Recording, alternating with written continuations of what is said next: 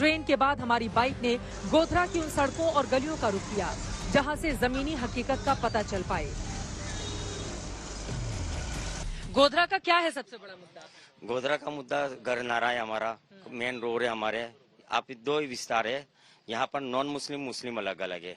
आप एक इलाके में जाएंगे वहाँ आपको विकास नजर आएगा, दूसरे इलाके में जाओगे विकास कुछ भी आपको नजर नहीं आएगा।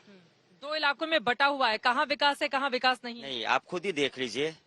मतलब आप क्या कहना चाहते हैं, जो हिंदू बहुल एरिया है वहाँ डेवलपमेंट हुआ है, मुस्लिम बहुल इलाके में डेवलपमेट नहीं हुआ है, आप ये कहना चाहते हैं? हाँ, कुछ भी नहीं हुआ हमारे वहाँ पश्चिम विस्तार में, कुछ भी विकास नहीं हुआ है। तो इसके जरिए बीजेपी क्या संदेश देने की कोशिश करती है? बीजेपी एक ही संदेश है कि हिंदू अलग हो जाए और मुसलमान अलग हो जाए। उससे क्या होगा? उससे बंटवारा हो रहा है, लेकिन हमारे लोगों में ये नहीं होने वाला है। लोग सुधर गए, हर समाज का लोग सुधर गए कि बीजेपी लड़ा रही है। आपको लग रहा है कि इंटैक्ट हो जाएगा, वोट एक जगह पड़ेगा या वोट बढ़ जाएगा तो बीजेपी फायदे में रहती है, इस तरह की उम्मीद करते हैं वो लोग? मैडम, इस बार इंशाल्लाह वोट नहीं बटेगा, क्योंकि यहाँ के जो लोग हैं, जो हिंदू हो या मुसलमान हो, उनको डेवलपमेंट पे काम जो होना था वो नहीं किए यहाँ के जो पहले के विधायक है।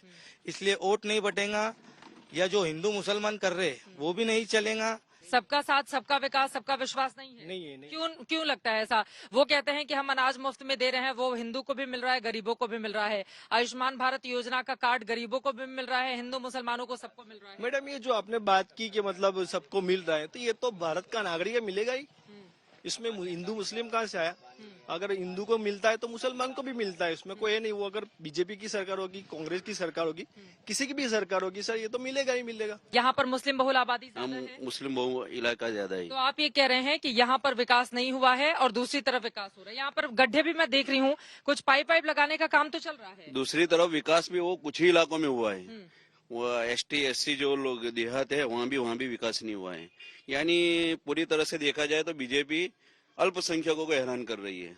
अल्पसंख्यकों को हैरान करे? क्यों, बीजेपी को नहीं वोट चाहिए अल्पसंख्यकों? नहीं, वो सीधा तो बोलते हैं हमको मुस्लिम वोट नहीं चाहिए, कई मर्तबा ऑन रिकॉर्ड बोल चुके हैं वो लोग। क्यों बोलते हैं वो लोग ऐसा कि नहीं चाहिए वोट? वो धर्म की राजनीति कर रहे हैं ना, वो दिखलाना चाहते कि देखो हम मुसलमान नहीं चाहते। वो इस तरह धर्म की राजनीति करके दूसरे समाज के, OBC समाज के वोट खींचते हैं। अब हम गोधरा के दूसरे हिस्से में थे। यहाँ रिहायशी इलाकों में लगे कूड़े के ढेर से जनता त्रस्त दिखी। 6 महीने से ये उकाड़ा खड़ा है, मर देख लो। 6 महीने से कूड़ा पड़ा 6 महीने से उकाड़ा है, हटाते नहीं है कोई। जब से मीम वाले में नगर पालिका में हमने बैठ के 6-7 दिलवाई, तब भी हमारा काम नहीं होता है। आप देख लीजिए अपने आंखें के। तो ये किसकी जिम्मेदारी है? ये तो नगर पालिका की जिम्मेदारी है ना, किसकी जिम्मेदारी है? मैडम, यहाँ मीम आए, कांग्रेस आए, भाजपा है, कोई भी पार्टी आए, मुस्लिम के इलाके में कोई कुछ काम नहीं करवाता। तो कैसे होगा काम फिर आप लोगों का? करते ही नहीं है, करते ही नहीं है। परिवर्तन कौन लाएगा? परिवर्तन कांग्रेस ही ला सकती है। कांग्रेस लेकर आ सकती है जी। कांग्रेस से विधायक इतने सालों से थे, बाद में वो बीजेपी में चले गए, लेकिन कूड़े का ढेर तो लंबे समय से पड़ा हुआ है ना, कौन करेगा? ये कौन कर रहे हैं? नगर पालिका वाले कर रहे हैं। ये हमने, तुम बोले अभी के इसकी कौन करा रहे हैं, हमने ये नक्की किया था, पूरे पुलन बाजार के आदमी ने सबने नक्की किया था। आज ये नहीं हटेगा तो पूरा ये रास्ता बंद कर देंगे, इसलिए आए हैं सब लोग। धमकी के बाद फिर यहाँ पर साफ सफाई शुरू हुई है।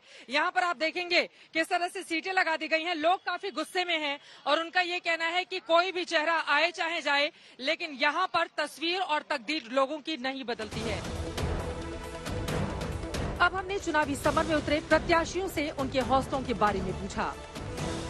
मुफ्ती साहब हमारे साथ मौजूद हैं। AIMIM के आप उम्मीदवार हैं, गोधरा से दमखम लगा रहे हैं, लेकिन इस बार क्या होगा? पतंग का उड़ेगी या कट जाएगी? सबको ले उड़ेंगे इंशाल्लाह। ले उड़ेंगे? कैसे? ग्राउंड रियलिटी जो है वो एंटी इनकम्बेंसी बहुत ज्यादा है, कांग्रेस पर किसी को विश्वास नहीं है और लोग बदलाव चाहते हैं और बदलाव की किरण जो मजलूमों की आवाज़ उठाते हैं बैरिस्टर असदुद्दीन ओवैसी साहब, उनके शुक्रिया के साथ जिन्होंने हमें यहाँ खड़ा किया और हमारे ऊपर भरोसा किया और जनता भी उन्हें बहुत ज़्यादा प्यार दे रही है, तो इस उम्मीद पर हमें उम्मीद है कि हम निकल जाएंगे। उधर साइलेंट प्रचार में जुटी Congress door to door campaign के जरिए जीत के लिए जद्दोजहद कर रही है। रश्मिता बेन इस वक्त कांग्रेस पार्टी की उम्मीदवार हमारे साथ हैं, गोधरा में पूरा दम लगा रही हैं। जीत मिलेगी? जीत तो मिलेगी मुझको। लोग किस तरह से आपको रिएक्ट कर रहे हैं? आप घर घर जाकर पर्चा बांट रही हैं, रात हो गई है तो भी। महंगाई बहुत बढ़ गई है ना, बेरोजगारी है, महिलाओं की सुरक्षा, उस मुद्दे को लेकर मैं उस मुद्दे को लेकर आप चल रही हैं। यहाँ पर मैं देख रही हूँ आपकी फोटो है, फिर आपके पति की भी फोटो है। जिताने में लगे हुए हैं आपके पति? तो जिताने के लिए ही लगे हुए हैं ना। लगे हुए हैं पूरे। हाँ। तो दोनों लोगों के नाम पर वोट मांगा जा रहा है या फिर कांग्रेस के हाथ के? कांग्रेस के हाथ की। जबकि मौजूदा बीजेपी विधायक के अपने दावे हैं। कई बार के विधायक हैं, इतने वरिष्ठ नेता हैं। कौन से ऐसे मुद्दे हैं जिसके आधार पर आपको यहाँ पर एक बार फिर से जनता चुनेगी? ये हमारे गोधरा में LC4 यानी कि सेरा भागोड़ फाटक, ये ट्रैफिक के बारे में बहुत दिक्कत थी और दिक्कत हटाने के लिए राज्य सरकार ने और केंद्र सरकार के मिलके 16 करोड़ 65 लाख रुपीस का अंडर ब्रिज का निर्माण करने के लिए बजट में अमाउंट दे दी है। उनका टेंडर भी निकल गया है, शॉर्ट टाइम में वो भी काम होगा। लोग शिकायत करते हैं, 2007 से आप गोधरा से विधायक हैं, उसके पहले भी आप 2 बार रह चुके हैं, कि जो मुस्लिम बहुल एरिया है वहां पर कामकाज उस तरह से नहीं हुआ है जितना कि हिंदू बहुल एरिया में हुआ है। तो ऐसा है क्या? नहीं, ऐसा नहीं है। जब हम दूसरे पार्टी में थे तो भी हमारा जो सरकार से ग्रांट मिलती थी, ये दोनों विस्तार में हम सही ढंग से डिस्ट्रीब्यूटेड करते थे। ऐसी कोई बात नहीं है कि इस एक इलाका में हम उसका डेवलपमेंट हुआ, दूसरा इलाका में डेवलपमेंट नहीं है, ऐसा हम कभी नहीं मानते। रात बढ़ रही थी लेकिन बीजेपी कार्यकर्ता अपने मिशन पर थे। कई मुस्लिम मतदाता भी खुलकर बीजेपी के पक्ष में बोलते दिखे। शांति है गोधरा में, क्योंकि गोधरा पर एक दाग भी है 2002 का। जी जरूर शांति है। 2002 के बाद एक भी बार पूरे गोधरा में नहीं, पूरे गुजरात में एक भी बार कर्फ्यू नहीं लगा हुआ है। अच्छा, कभी गोधरा जो है हर साल ये राइटिंग होता था, हर साल यहाँ गुजरात में होता था, लेकिन जब से भारतीय जनता पार्टी की सरकार आई है तो सब कर्फ्यू मुक्त सरकार है। और सरकार तो 1995 से है भाजपा की। हाँ, तब से कर्फ्यू मुक्त है? नहीं, 2002 के दंगों के बाद 2002 के दंगों के बाद एक भी बार गोधरा में धमाल नहीं हुई। कानून व्यवस्था बहुत ही अच्छी है मैडम। आप खुद देख सकते हैं कि गुजरात के अंदर किसी भी वक्त, चाहे रात हो देर रात हो, तो किसी भी स्त्री निकलने में डरती नहीं है। कहा जाता है कि जो मुस्लिम समुदाय है वो बीजेपी को वोट नहीं करता है या बहुत कम करता है? करता है, इस बार तो ज्यादा करेंगे। क्यों?